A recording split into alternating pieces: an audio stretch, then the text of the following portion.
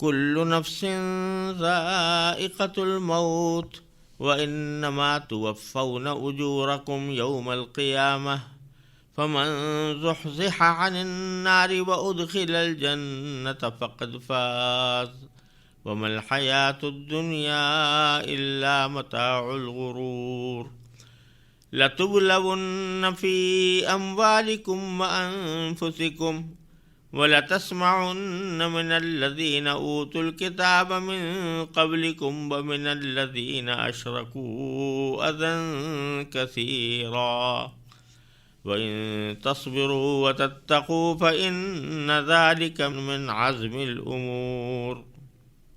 ان آیات کا ترجمہ یہ ہے کہ تم میں سے ہر انسان کو، ہر جاندار کو موت کا مزہ چکھنا ہے۔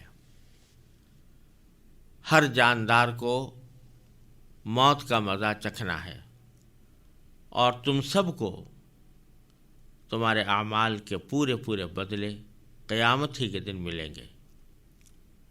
پھر جس کسی کو دوزخ سے دور ہٹا لیا گیا اور جنت میں داخل کر دیا گیا، وہ صحیح معنی میں کامیاب ہو گیا، اور یہ دنیاوی زندگی تو دھوکے کے سامان کے سوا کچھ بھی نہیں۔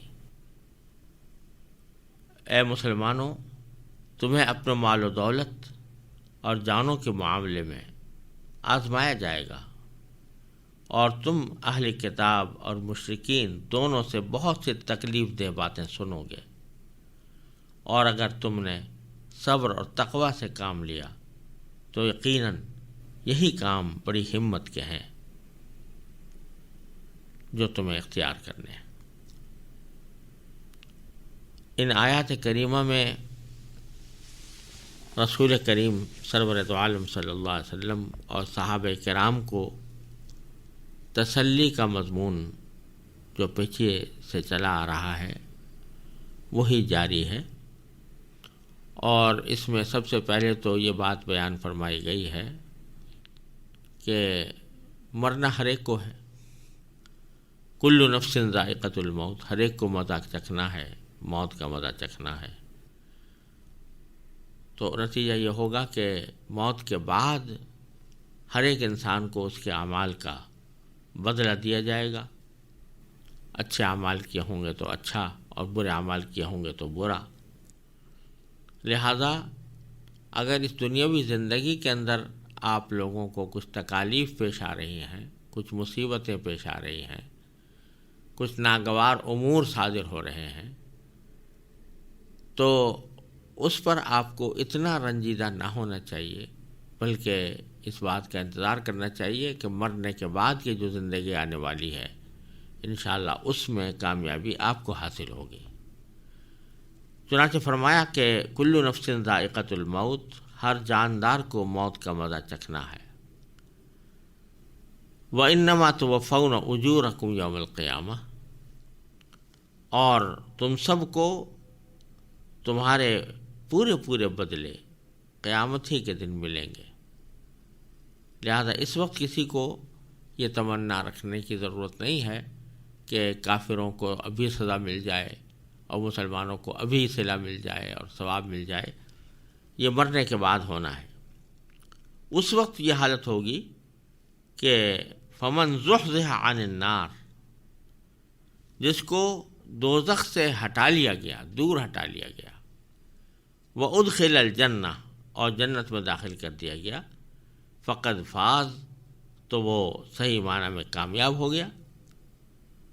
اور کامیابی کی وجہ یہ ہے کہ آخر میں ایک جملہ فرمایا کہ وَمَا الْحَيَاةُ الدُّنْيَا إِلَّا مَتَاعُ الْغُرُورِ، دنیا کی یہ زندگی جو ہے یہ دھوکے کے سامان کے سوا کچھ بھی نہیں۔ یہ جملہ رسول کریم صلی اللہ علیہ وسلم کو تلقین کرتے ہوئے فرمایا گیا ہے۔ اللہ تبارک و تعالی نے یہ جملہ قرآن کریم میں ایک سے زیادہ جگہ پر بیان فرمایا ہے کہ دنیاوی زندگی دھوکے کے سامان کے سوا کچھ نہیں۔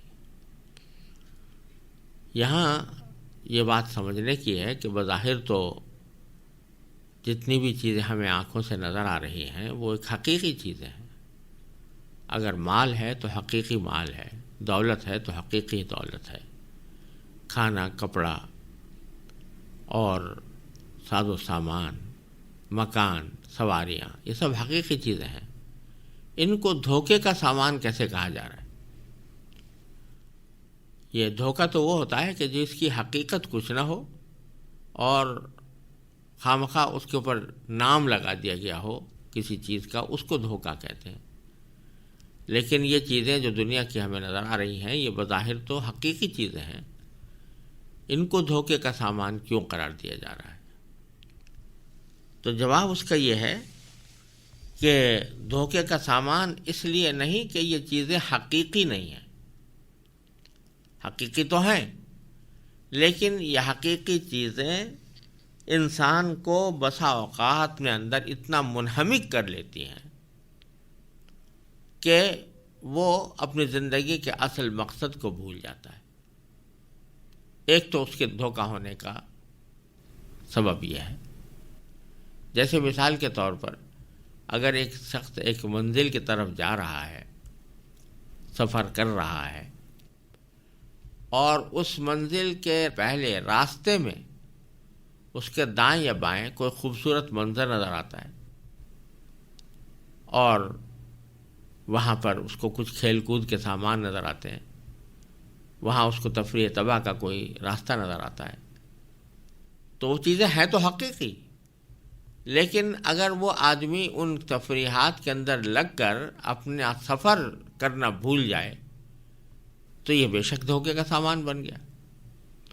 تو یہ دنیا کی جتنی بھی چیزیں ہمیں آنکھوں سے نظر آ رہی ہیں حقیقی تو ہیں، لیکن جب انسان ان میں منہمک ہو جاتا ہے تو منہمک ہونے کے نتیجے میں جو آخرت کا اس کا سفر ہے، جو اس کو جنت کی طرف لے جانے والا ہے، اس سے اس کو غافل کر دیتا ہے. اس کے نتیجے میں اس کو دھوکے کا سامان قرار دیا گیا ہے اور حقیقت میں وہ دھوکے کا سامان بن جاتا ہے. دوسری بات یہ کہ یہ چیزیں بے شک حقیقی ہیں، مال دولت بھی حقیقی، مکان بھی حقیقی، سواریاں بھی حقیقی، رشتہ دار بھی حقیقی، سب کچھ حقیقی ہے، لیکن یہ ہمیشہ رہنے والی نہیں ہے. کبھی نہ کبھی جڑ جائیں، ختم ہو جائیں گے. کل نفس ذائقۃ الموت میں یہ جو فرمایا گیا کل نفس ذائقۃ الموت، تو اس میں ہر جاندار کے لیے کہا گیا کہ ہر جاندار موت کا ذائقہ چکھنے والا ہے. تو اگر کوئی دوست ہے تو وہ بھی ذائقہ چکھے گا موت کا، اگر کوئی باپ ہے، کوئی بیٹا ہے، کوئی اولاد ہے، کوئی والدین ہے، کوئی بہن بھائی ہیں، کوئی دوست احباب ہیں، وہ سب موت کا ذائقہ چکھنے والے ہیں. یہاں تک کہ جو جانور پال رکھے ہیں، جن سے اپنا دل لگا رکھا ہے، وہ بھی موت کا ذائقہ چکھنے والے ہیں. اور جب جاندار چیزیں موت کا ذائقہ چکھنے والی ہیں، وہ تو ہمارے آنکھوں کے سامنے ان کو موت آ جاتی ہے، تو اور دنیا کی جو مال و دولت ہے وہ بھی کبھی ایک ہمیشہ رہنے والی نہیں ہوتی، وہ بھی کبھی نہ کبھی ختم ہو جاتی ہے. لیکن انسان یہ سمجھتا رہتا ہے کہ یہ چیزیں مجھے ہمیشہ حاصل رہیں گی، اور اسی لیے حدیث میں رسول کریم صلی اللہ علیہ وسلم نے ارشاد فرمایا کہ اپنی زندگی کو موت سے پہلے غنیمت سمجھو، اپنی صحت کو بیماری سے پہلے غنیمت سمجھو، اپنی فراغت کو مشغول ہونے سے پہلے غنیمت سمجھو، اپنی دولت مندی کو فقیر ہونے سے پہلے غنیمت سمجھو، کیونکہ کسی وقت پتہ نہیں کہ کیا حالات میں تبدیلی آ جائے. تو انسان تو یہ امید لگائے بیٹھا رہتا ہے کہ میں زندہ رہوں گا، لیکن یہ سب چیزیں کسی نہ کسی وقت ساتھ چھوڑ جائیں گی. اس لحاظ سے بھی یہ دھوکے کا سامان ہے کہ آدمی ان کو ہمیشہ کے لیے اپنا سمجھتا ہے، لیکن یہ کبھی نہ کبھی انسان کا ساتھ چھوڑ جاتی ہے، اور یہ ہر انسان کو اس کا مشاہدہ ہوتا رہتا ہے. تو فرمایا کہ یہ دنیاوی زندگی تو ایک دھوکے کا سامان ہے، ہمیشہ تمہارے ساتھ رہنے والی نہیں ہے، لیکن مرنے کے بعد جو زندگی آنے والی ہے وہ ہمیشہ کی ہے. اس میں نہ تو یہ بات ممکن ہے کہ وہاں کی نعمتوں میں منہمک ہو کر آدمی اپنے مقصد زندگی کو بھول جائے، کیونکہ مقصد زندگی ہی وہ تھا، وہ حاصل ہو گیا۔ اور نہ یہ ممکن ہے کہ وہ چیزیں غائب ہو جائیں، فنا ہو جائیں، انسان سے دور ہو جائیں، ان کو موت نہیں آئے گی۔ وہاں کسی کو موت نہیں آئے گی، وہاں کوئی چیز فنا نہیں ہوگی۔ جو کچھ مل گیا وہ ہمیشہ کے لیے ملے گا، اور اس کو واپس لینے کا کوئی امکان نہیں ہوگا۔ اس لیے اللہ تعالیٰ فرما رہے ہیں کہ آپ کو یہ دنیاوی زندگی میں جو تکلیفیں پیش آ رہی ہیں کی وجہ سے غمگین ہونے کی بات نہیں ہے، کیونکہ اصل جو آپ کی زندگی آنے والی ہے اس میں انشاءاللہ آپ کے لیے راحتیں ہی راحت ہیں۔ پھر فرمایا لَتُبْلَوُنَّ فِي أَمْوَالِكُمْ وَأَنفُسِكُمْ، یہ بھی فرما دیا کہ یہ آزمائش جیسے کہ احد کے موقع پر آئی تھی، وہ آزمائش صرف احد کے ساتھ ہی خاص نہیں ہوگی، بلکہ آئندہ بھی تمہیں آزمایا جائے گا۔ لَتُبْلَوُنَّ عربی زبان کے قاعدے کے لحاظ سے اس کے معنی ہے تمہیں ضرور بالضرور آزمایا جائے گا، بہت تاکید کے ساتھ فرمایا جا رہا ہے۔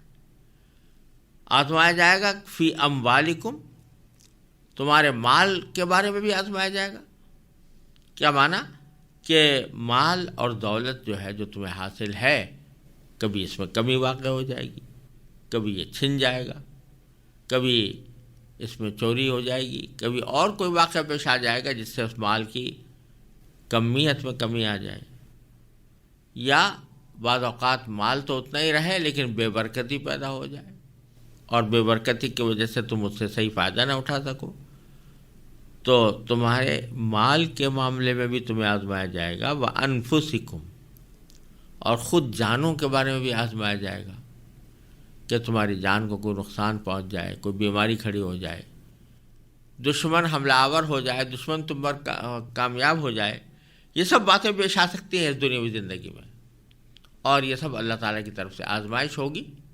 آزمائش اس بات کی کہ اس جیسے مواقع کے اوپر تم جزا فضا کر کے اللہ تعالیٰ کے فیصلے کا شکوہ کرتے ہو یا اللہ تعالیٰ کے فیصلے پر راضی رہتے ہو۔ اور فرمایا کہ جب بڑی بڑی تکلیفیں پہنچ سکتی ہیں تمہیں آزمائش کے طور پر، جس میں شہادت بھی داخل ہے، لوگوں کے اپنے ابھی پیاروں کی شہادت بھی داخل ہے، زخمی ہونا بھی داخل ہے، مال و دولت کا کم ہو جانا بھی داخل ہے، جب یہ باتیں ہو سکتی ہیں تو پھر یہ جو باتیں کرتے ہیں نا اہل کتاب یا یہودی، اور تمہیں برا بھلا کہتے رہتے ہیں، یہ تمہارے اوپر طعن زنی کرتے رہتے ہیں، تمہارا مذاق اڑاتے رہتے ہیں، تو یہ تو معمولی بات ہے ان تکلیفوں کے مقابلے میں جو تمہارے مال یا تمہاری جان کے اندر پہنچ سکتی ہے۔ لہذا فرمایا وَلَا تَسْمَعُنَّ، اور تم ضرور سنو گے، مِنَ الَّذِينَ أُوتُوا الْكِتَابَ مِنْ قَبْلِكُمْ، ان لوگوں سے جن کو تم سے پہلے کتاب دی گئی تھی، یعنی یہودی اور نصارہ، وَمِنَ الَّذِينَ أَشْرَكُوا، اور ان لوگوں سے بھی جنہوں نے شرک کیا ہے، یعنی بت پرست لوگ، جو عرب کے دوسرے بت پرست لوگ تھے علاوہ اہل کتاب کے، ان سب سے تم سنو گے، ضرور سنو گے، اذن کثیرہ، بہت سی تکلیف دہ باتیں۔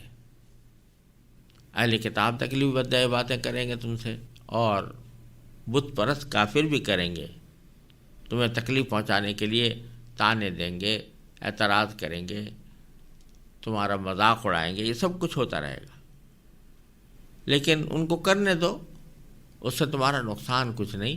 وَإِن تَصْبِرُوا وَتَتَّقُوا، اگر تم نے ان کے اس عمل کے اوپر صبر سے کام لیا اور تقوی سے کام لیا، فَإِنَّ ذَلِكَ مِنْ عَزْمِ الْأُمُورِ، تو یقین رکھو کہ یہی وہ کام ہیں جو بڑے ہمت کے ہیں۔ یعنی تعریف فرمائی اللہ تعالیٰ نے کہ جو ایسے مواقع پر صبر سے اور تقوی سے کام لے وہ اولو العزم آدمی ہے، اور بڑی ہمت کا مظاہرہ کرنے والا ہے۔ نتیجہ یہ ہوتا ہے کہ آدمی ایسے مواقع پر دل گرفتہ ہونے کے بجائے، مایوس ہونے کے بجائے، وہ اس کا ہمت اور تازہ ہو جائے، اس کا حوصلہ اور بڑھ جائے. یہ عزم الامور میں سے ہے، اولو العزمی میں سے ہے. اب آگے میں پھر یہ دوسرا شروع کرتا ہوں. وَإِذْ أَخَذَ اللَّهُ مِيثَاقَ الَّذِينَ أُوتُوا الْكِتَابَ لَتُبَيِّنُنَّهُ لِلنَّاسِ وَلَا تَكْتُمُونَهُ فَنَبَذُوهُ وَرَاءَ ظُهُورِهِمْ وَاشْتَرَوْا بِهِ ثَمَنًا قَلِيلًا فَبِئْسَ مَا يَشْتَرُونَ. لا تحسبن الذين يفرحون بما أتوا ويحبون أن يحمدوا بما لم يفعلوا فلا تحسبنهم بمفازة من العذاب ولهم عذاب أليم. ولله ملك السماوات والأرض والله على كل شيء قدير. ان آیات کریمہ کا ترجمہ یہ ہے، اور جب اللہ نے اہل کتاب سے یہ عہد دیا تھا کہ تم اس کتاب کو لوگوں کے سامنے ضرور کھول کھول کر بیان کرو گے اور اس کو چھپاؤ گے نہیں، پھر انہوں نے اس عہد کو پس پش ڈال دیا اور اس کے بدلے تھوڑی سی قیمت حاصل کر لی. اس طرح کتنی بری ہے وہ چیز جو یہ مول لے رہے ہیں. یہ ہرگز نہ سمجھنا کہ جو لوگ اپنے کیے پر بڑے خوش ہیں اور چاہتے ہیں کہ ان کی تعریف ان کاموں پر بھی کی جائے جو انہوں نے کیے ہی نہیں، ایسے لوگوں کے بارے میں ہرگز یہ نہ سمجھنا کہ وہ عذاب سے بچنے میں کامیاب ہو جائیں گے. ان کے لیے دردناک سزا تیار ہے. اور آسمانوں اور زمین کی سلطنت صرف اللہ کی ہے، اور اللہ ہر چیز پر مکمل قدرت رکھتا ہے. ان آیات میں اہل کتاب جن کا ذکر پیچھے سے چلا آ رہا ہے، یعنی یہودی اور نصرانی، اور احد کے سیاق میں زیادہ تر مقصود یہودیوں کا ذکر ہے، ان کی ایک بدعنوانی یہ بیان کی گئی ہے کہ انہوں نے اللہ تبارک و تعالیٰ سے یہ عہد کیا تھا، ان کے آباء و اجداد نے کیا تھا، اور وہ اس عہد پر خود بھی راضی تھے. یہ کہ جو کچھ تورات میں لکھا ہے، جو احکام دیے گئے ہیں، وہ جوں کہ توں لوگوں تک بیان کر کے پہنچائیں گے اور ان میں سے کچھ چھپائیں گے نہیں. لیکن انہوں نے اپنے اس عہد کی پاسداری نہیں کی، بلکہ تورات کے بہت سے احکام چھپا لیے اور لوگوں کے سامنے بیان نہیں کیے. یہ ایک بات مشہور ہے، خود اہل کتاب کی تاریخ اس کی گواہ ہے، اور اہل کتاب کو خود اعتراف بھی ہے کہ ان کے بہت سے علماء تورات کے بہت سے احکام کو چھپا کر بیٹھ جاتے تھے اور لوگوں کے سامنے بیان نہیں کرتے تھے. اور اس چھپانے کا مقصد ہوتا تھا اپنے ذاتی مفادات کا تحفظ. اگر تورات میں کوئی ایسی بات آ گئی ہے کہ جس سے ان کے مفاد کو نقصان پہنچتا ہے تو وہ لوگوں کے سامنے اس کو بیان ہی نہیں کرتے تھے، تاکہ لوگ ان تورات کے احکام کو ہمارے خلاف حجت نہ بنائیں. تو اللہ تبارک و تعالیٰ اس خرابی کو بیان فرما رہے ہیں. وَإِذْ أَخَذَ اللَّهُ مِيثَاقَ الَّذِينَ أُوتُوا الْكِتَابَ. وہ بات یاد رکھو جب اللہ نے اہل کتاب سے یہ عہد لیا تھا. کیا عہد لیا تھا؟ کہ لَتُبَيِّنُنَّهُ لِلنَّاسِ، کہ تم اس کتاب کو لوگوں کے سامنے ضرور کھول کھول کر بیان کرو گے. وَلَا تَكْتُمُونَهُ، اور اس کو چھپاؤ گے نہیں. فَنَبَذُوهُ وَرَاءَ ظُهُورِهِمْ، پھر انہوں نے اس عہد کو پس پش ڈال دیا. وَاشْتَرَوْا بِهِ ثَمَنًا قَلِيلًا، اور اس کے بدلے تھوڑی سی قیمت حاصل کر لی. یعنی جو عہد کیا تھا کہ کچھ چھپائیں گے نہیں، اس کی خلاف ورزی کرتے ہوئے چھپایا کچھ احکام کو، اور چھپانے کا مقصد یہ تھا کہ اس چھپانے کے نتیجے میں وہ کچھ مالی منفعت حاصل کر لیں، تھوڑی سی قیمت حاصل کر لی۔ فبئس ما یشترون، کتنی بری ہے وہ چیز جو یہ مول لے رہے ہیں۔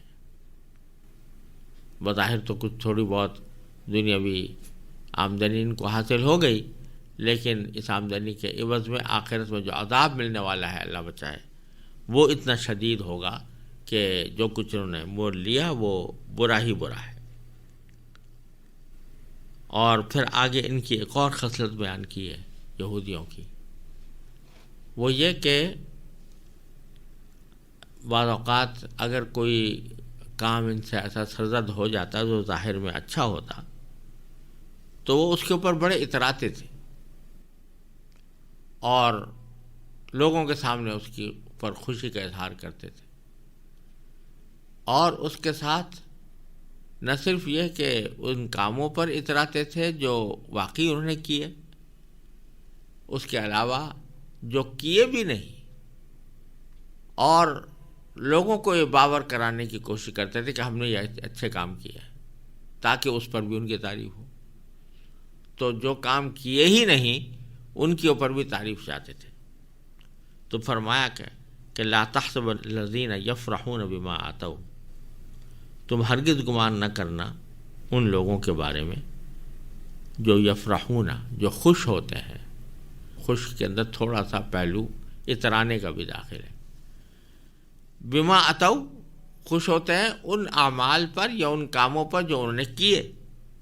وَيُحِبُّونَ أَن يُحْمَدُوا بِمَا لَمْ يَفْعَلُوا، اور وہ چاہتے ہیں کہ ان کی تعریف کی جائے ان کاموں پر بھی جو کیے ہی نہیں انہوں نے۔ فَلَا تَحْسَبَنَّهُمْ بِمَفَازَةٍ مِّنَ الْعَذَابِ، تو ان کے بارے میں ہرگز نہ سمجھنا کہ وہ عذاب سے بچنے میں کامیاب ہو جائیں گے، ایسا نہیں ہوگا۔ وَلَهُمْ عَذَابٌ أَلِيمٌ، ان کو دردناک عذاب ہوگا۔ اور یہ عذاب دینا اور ثواب دینا اور فیصلے کرنا یہ سارا اللہ کے ہاتھ میں ہے۔ للہ ملک السماوات والارض، اللہ ہی کے لیے ہے آسمان اور زمین کی سلطنت۔ واللہ علی کل شیء قدیر، اور اللہ ہر چیز پر قدرت رکھتا ہے۔ ان آیات میں اگرچہ ذکر تو اہل کتاب کا ہے، لیکن ان کی 3 برائیاں بیان فرمائی گئی ہیں، اور ان برائیوں کو مسلمانوں کے سامنے بیان کرنے کا بظاہر مقصد یہ بھی ہے کہ مسلمان ان سے پرہیز کریں۔ پہلی خرابی تو یہ بیان فرمائی گئی کہ یہ تورات کے احکام کو چھپاتے ہیں، اور چھپانے کا مقصود کیا ہوتا ہے؟ آگے خود اللہ تعالیٰ نے بتایا کہ وہ اس کے ذریعے اپنے دنیاوی مفاد حاصل کرتے ہیں اور تھوڑی سی قیمت خرید لیتے ہیں، تو مول لے لیتے ہیں کچھ تھوڑی سی قیمت۔ تو اللہ تبارک و تعالیٰ فرما رہے ہیں کہ یہ کتنی بری بات ہے۔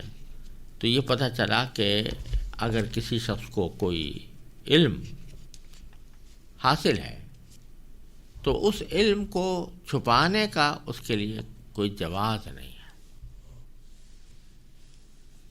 کسی دینی مصلحت سے کسی وقت میں کوئی آدمی کوئی بات بیان نہ کرے تو یہ الگ بات ہے، کیونکہ بعض اوقات ایسا ہوتا ہے کہ ایک دینی مسئلہ قدر پیچیدہ ہے اور سامنے سننے والا اس کی پوری حقیقت کا ادراک نہیں کر سکتا، تو اس وقت اس کے سامنے بیان کرنے سے اندیشہ غلط فہمی پیدا ہو جانے کا۔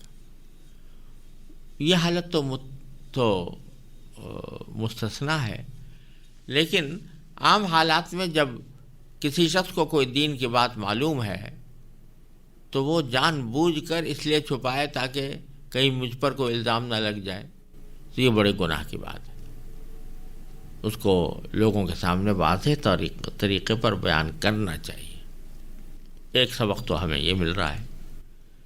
دوسری خرابی جو ان کی بیان فرمائی گئی ہے اور اس میں ہمیں بھی تنبیہ ہے، وہ یہ کہ جو کام یہ کرتے ہیں، یعنی کوئی اچھا کام اگر کبھی کر لیا تو اس کے اوپر بڑے اکڑتے ہیں، بڑے خوش ہوتے ہیں۔ خوش ہونے کی حد تک تو خیر کوئی بات نہیں ہے، حدیث میں آتا ہے کہ اذا سرت کا حسنتک وساءت کا سیئتک فانت مومن، اگر تمہیں اچھا کام تم سے سرزد ہوتا ہے، اس پر تمہارا دل خوش ہوتا ہے، تو یہ کوئی ایمان کے خلاف بات نہیں ہے۔ لیکن ایک تو ہے خوشی ہو جانا دل میں، اور ایک یہ ہے کہ اس خوشی کا اس طرح اظہار کرنا کہ ایک تو اس سے ریاکاری بھی ہو، اور ایسا اظہار کرنا جس سے کہ دوسروں کے اوپر اپنی بڑائی کا اظہار بھی ہو، یہ سب مل کر یہ فرح بنتے ہیں۔ اسی کو سورہ لقمان میں فرمایا کہ لا تفرح ان اللہ لا يحب الفرحین۔ تو اللہ تعالیٰ نے فرمایا کہ ایسی خوشی جس سے ایک تو تم دوسرے پر اپنی بڑائی جتاؤ اور دوسرے اس کو اپنا کمال سمجھو، یہ ایسی خوشی جو ہے وہ منع ہے۔ لہذا اگر کسی کو کوئی نیک عمل کرنے کی توفیق ہوئی ہے تو اس کا کام یہ ہے کہ وہ ایک طرف تو اللہ تعالیٰ کا شکر ادا کرے کہ یا اللہ آپ نے مجھے اس کی توفیق عطا فرمائی، اس پر دل میں خوش بھی ہو کہ الحمدللہ اللہ تعالیٰ نے یہ کام مجھ سے لے لیا، اس پر بھی کوئی مذائقہ نہیں ہے، اور اس خوشی کا اظہار اگر دوسروں کے سامنے بھی ہو جائے اللہ تعالیٰ کے شکر کے ساتھ، اس میں بھی کوئی مذائقہ نہیں ہے۔ لیکن دوسروں کے سامنے اس طرح ذکر کرنا کہ ایک طرف تو اس کو اپنا کمال ظاہر کیا جائے کہ دیکھو میں نے کتنا بڑا تیر مار لیا، کتنا بڑا کمال مجھ سے سرزد ہو گیا، یا یہ کہ اس کو اس طرح بیان کرنا کہ جس سے دوسروں پر اپنی بڑائی اور فوقیت جتلانا مقصود ہو، تو یہ تکبر میں داخل ہو کر یہ گناہ ہو جاتا ہے۔ اور یہاں اسی کا ذکر ہے کہ یفرحون بما اتوا، جو کچھ انہوں نے کیا ہے اس پر وہ اکڑ سے کام لیتے ہیں۔ تیسری برائی جو بیان کی وہ اس سے زیادہ خطرناک ہے کہ یحبون ان یحمدوا بما لم یفعلوا، وہ چاہتے ہیں کہ ان کی تعریف ایسے کاموں پر کی جائے جو انہیں کیے ہی نہیں۔ یہ بھی ایک انسانی نفس کی ایک بیماری ہے کہ چونکہ طبیعت کو دوسروں کی تعریف پسند آتی ہے اور دل چاہتا ہے کہ دوسرے میری تعریف کریں، تو تعریف کے ہر موقع کو انسان اختیار کرنے کی کوشش کرتا ہے، یہاں تک کہ اس کے دل میں بعض اوقات یہ خیال پیدا ہوتا ہے ایک کام کیا تو نہیں ہے اس نے، لیکن چاہتا ہے کہ دوسرے لوگ یہ سمجھیں کہ میں نے کیا ہے اور اس کی بنیاد پر وہ تعریف کریں۔ یہ بھی ایک انسانی نفس کی چوری ہوتی ہے جو ایک انسان کے اندر بسا اوقات پیدا ہو جاتی ہے کہ ایک کام کیا تو نہیں ہے لیکن لوگوں کے سامنے یہ باور کر رہا ہے کہ میں نے کیا، اور اس کے اوپر لوگوں کی تعریف حاصل ہو، تو یہ ڈبل جرم ہو گیا۔ ایک تو جو کام کیا نہیں اس کو کسی طرح باور کرانا کہ میں نے کیا ہے، یا دوسروں پر یہ ظاہر کرنا کہ میں نے کیا ہے، یا اگر دوسروں پر ظاہر ہو گیا ہے تو اس کی تردید نہ کرنا، تو یہ سب در حقیقت ایک طرح سے غلط بیانی ہے۔ اور دوسرا کام اس کے اوپر کہ تعریف حاصل کرنے کی فکر، تعریف کی فکر جب پیدا ہو جائے تو یہی انسان کے اندر حب جاہ پیدا کرتی ہے اور ریاکاری کے جذبات پیدا کرتی ہے۔ اس واسطے یہ کوئی اچھی صفت نہیں ہے کہ آدمی اس فکر میں لگا رہے کہ مجھے دوسروں کی تعریف حاصل ہو۔ تو اللہ تبارک و تعالیٰ یہ فرماتے ہیں کہ جو لوگ ایسا کرتے ہیں، یعنی دو جرم کرتے ہیں، ایک تو اپنے کیے پر اکڑتے ہیں، اور جو کوئی کام نہیں کیا اس پر بھی تعریف چاہتے ہیں دوسروں کی کہ مجھے تعریف ملے، تو ان کو یہ نہ سمجھنا کہ یہ لوگ عذاب سے بچنے میں کامیاب ہو جائیں گے، ہرگز نہیں ہوں گے۔ لہم عذاب علیم، ان کے لیے سخت عذاب ہے۔ اور اللہ تبارک و تعالیٰ جس طرح جزا دینے پر قادر ہے، سزا دینے پر بھی قادر ہے، اور جس طرح دشمنوں کو کسی وقتی طور پر کامیابی دینے پر قادر ہے، اسی طرح دشمنوں کو ناکام بنانے پر بھی قادر ہے۔ چنانچہ اس میں فرمایا وَلِلَّهِ مُلْكُ السَّمَاوَاتِ وَالْأَرْضِ، اللہ ہی کے لیے ہے آسمانوں اور زمین کی سلطنت، وَاللَّهُ عَلَى كُلِّ شَيْءٍ قدیر، اور اللہ تعالیٰ ہر چیز پر مکمل قدرت رکھتا ہے۔